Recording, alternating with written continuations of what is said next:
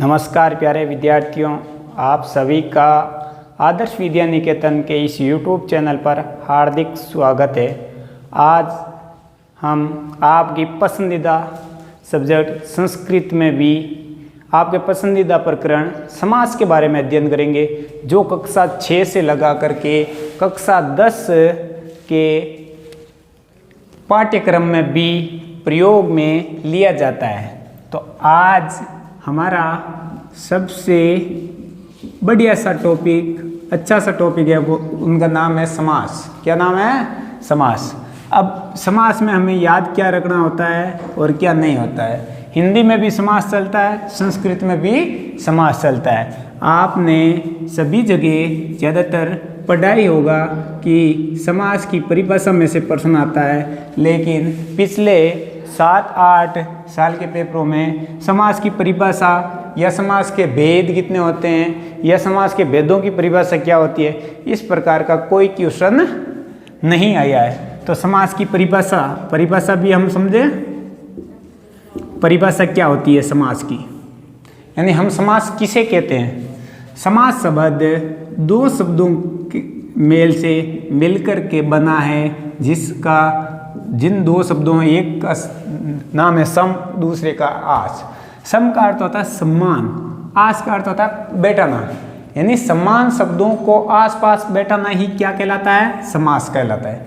तो हम समास किसे कहते हैं कि समान शब्दों को आसपास बैठाने की प्रक्रिया ही क्या है? समास है।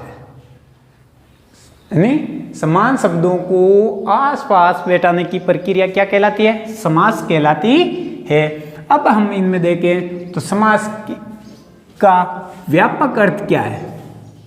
व्यापक अर्थ के बारे में हम पढ़े तो समास किसे कहते हैं? तो दो या दो से अधिक शब्दों का, दो या दो से अधिक शब्दों का मेल होना, दो या दो से अधिक शब्दों का मेल होना समास कहलाता है। दो या दो से अधिक शब्दों का मेल होना ही क्या कहलाता है? आपके समास कहलाता है। अब समास में क्या होता है? इसमें दो या दो से अधिक शब्दों का मेल होता है। और हमने पढ़ा था संधि में क्या होता था कि दो या दो से अधिक वर्णों का मेल हो, और वर्णों का मेल होने के बाद में उनके अर्थ में परिवर्तन या विकार उत्पन्न होता है। लेकिन इनमें शब्दों का मेल होने पर उनके अर्थ में कोई भी परिवर्तन या विकार उत्पन्न नहीं होता है। यानी समास व्यापक अर्थ में दो या दो से अधिक शब्दों का मिलन है। दो या दो से अधिक शब्दों का मिलन, जैसे ये नाम आ गया राजपुरुष। अब इस शब्द को मिलाकर बनाएंगे तो नाम मिलकर बनेगा राज्य पुरुष।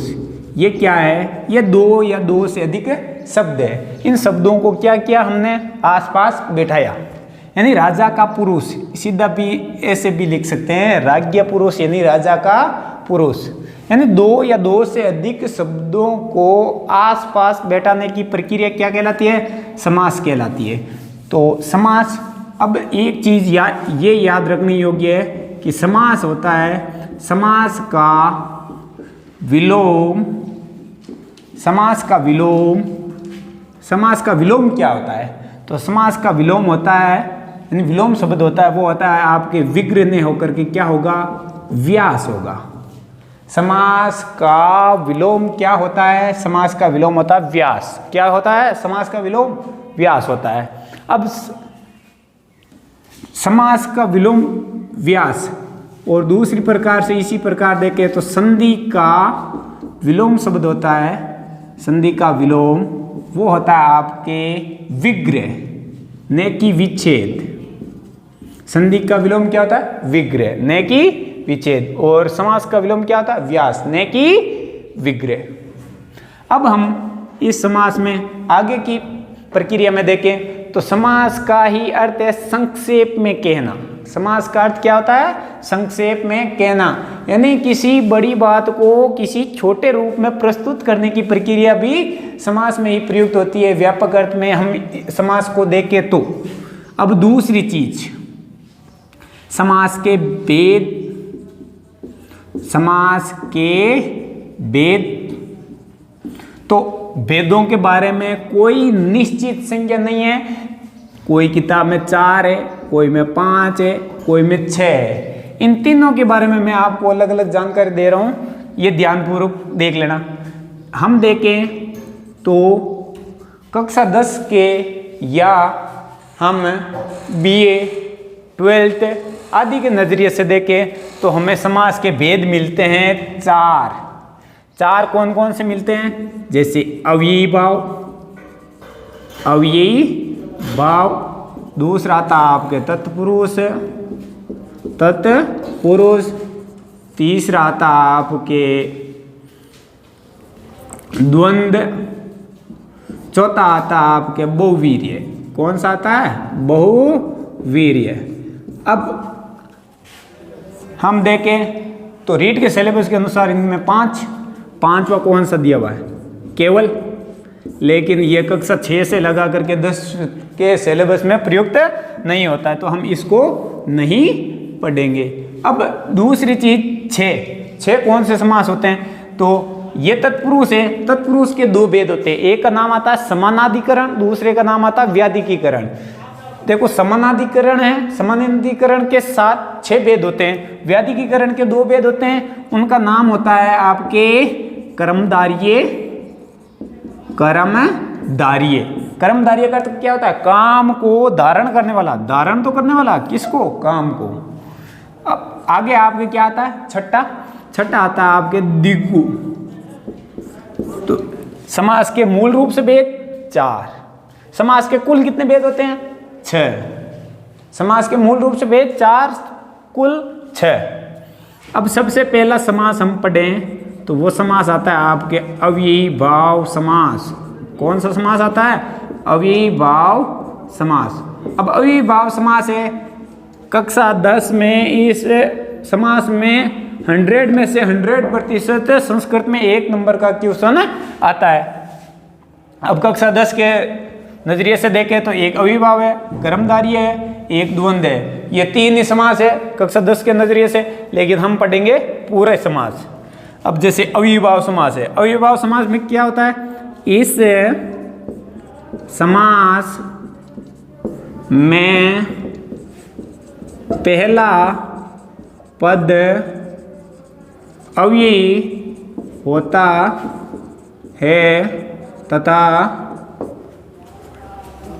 दूसरा पद क्या होता है? संज्ञा शब्द। दूसरा पद होता है वो आपके संज्ञा शब्द होता है। पहला पद अव्ययी और दूसरा संज्ञा शब्द होता है। अब अव्ययी भाव समास है, इस समास में हम देखें तो मूल रूप से कितने अवयवों का प्रयोग किया जाता है? तो आपके अवयवों का प्रयोग किया जाता है 7 अवयवों का।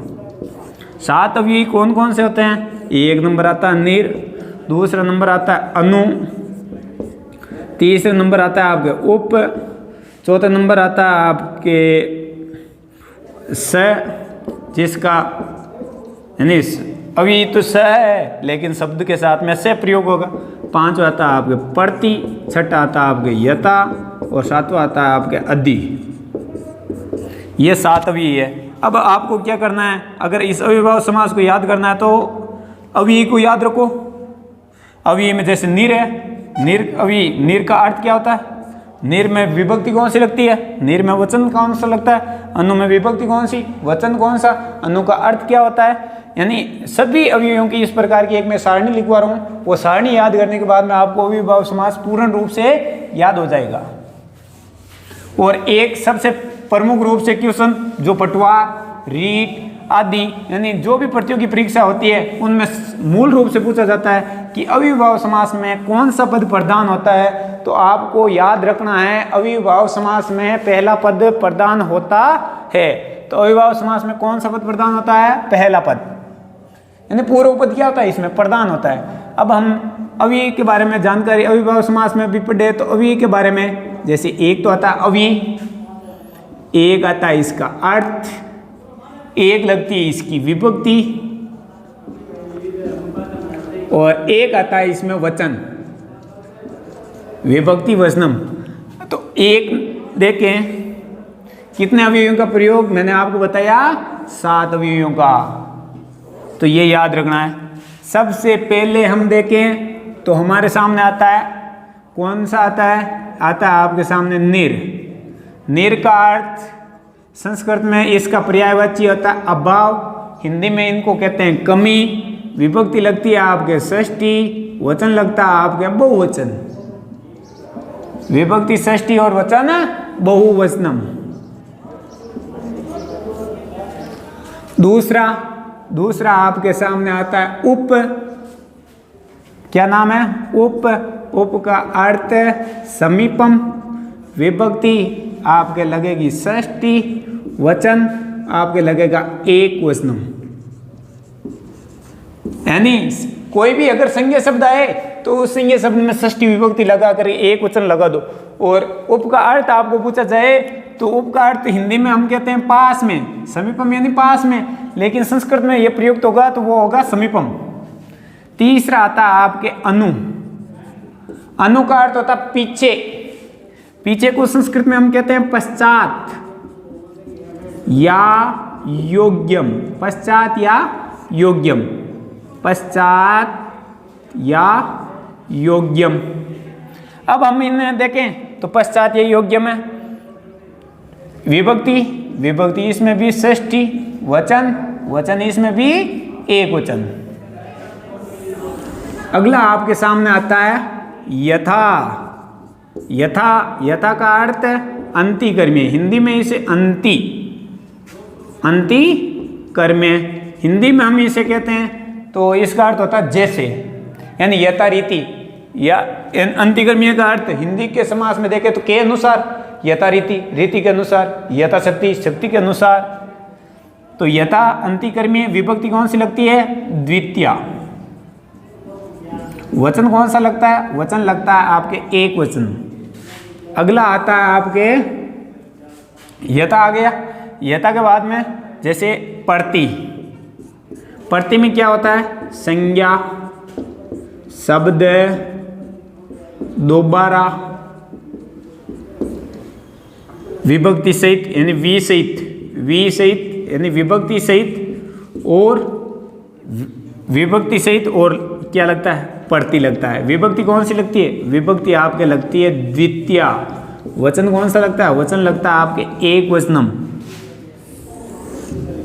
अब आपके सामने बच्चा कौन सा, बच्चा यस्य, से का अर्थ सह, और विभक्ति कौन सी लगती है, इसका अर्थ क्या होता है, सह का अर्थ होता है सहितम।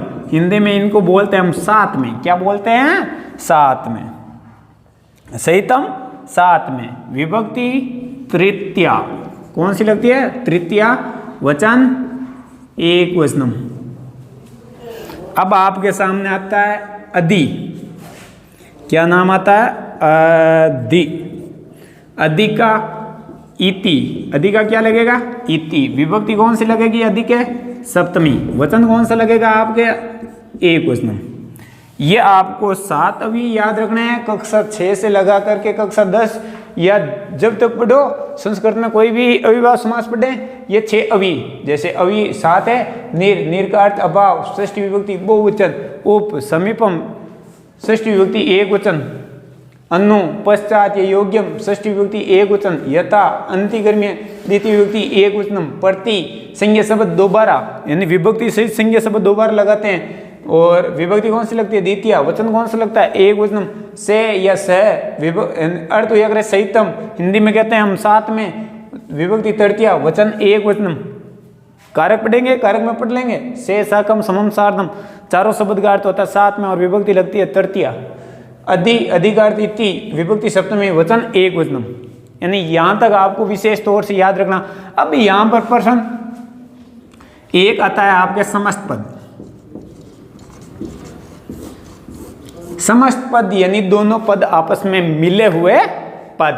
मिले हुए पद है तो मिले हुए पद में देखो तो पहला पद आता है आपके अवि प्लस दूसरा आता है आपके संज्ञा शब्द। अवि और संज्ञा शब्द। अब समस्त पद के बाद में क्या आता है, आपके बाद में आता है विग्रह पद।